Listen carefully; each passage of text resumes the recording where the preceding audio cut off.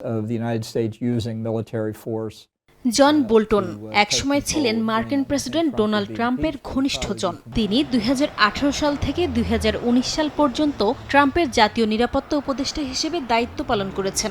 Iran, উত্তর Korea ও Russia ইস্যুতে তার কঠোর নীতি ও আক্রমণাত্মক কূটনৈতিক অবস্থান সে সময় ব্যাপকভাবে আলোচিত হয়। তবে ট্রাম্প প্রশাসনের অভ্যন্তরীণ নীতি ও কৌশলগত মতবিরোধের কারণে 2019 সালে তিনি পদত্যাগ করেন।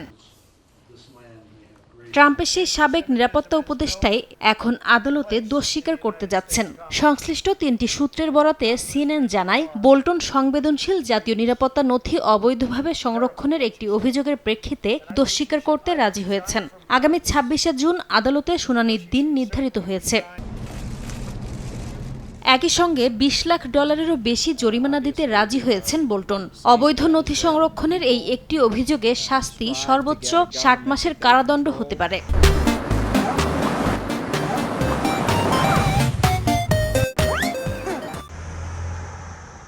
অভিযোগ অনুযায়ী জন বোল্টনের বিরুদ্ধে ট্রাম্প প্রশাসনের সময়ের সংবেদনশীল জাতীয় নিরাপত্তা সংক্রান্ত নথি ব্যবস্থাপনায় গুরুতর অনিয়মের অভিযোগ আনা হয়। বিশেষ করে মেরিল্যান্ডে প্রথম ট্রাম্প প্রশাসনের দৈনন্দিন কার্যক্রম সংক্রান্ত গুরুত্বপূর্ণ নথি তিনি নিজের বাসায় সংরক্ষণ করেছিলেন বলে দাবি করা হয়, যা সরকারি নিয়ম ভঙ্গের মধ্যে পড়ে। ট্রাম্প দীর্ঘদিন ধরে বোল্টনের বিচার দাবি করে আসছিলেন। 2020 সালে ট্রাম্পের কঠোর সমালোচনামূলক স্মৃতিকথা প্রকাশের পর 1 বছরের মধ্যে তা বন্ধ হয়ে যায়। পরবর্তীতে বাইডেন প্রশাসনের সময় ইরানি হ্যাকাররা বোল্টনের ইমেইল হ্যাক করার পর FBI আবার তদন্ত শুরু করে এবং গোপন ডায়েরি এন্ট্রি খুঁজে পায়। নাসরিন রুমি, সময় সংবাদ।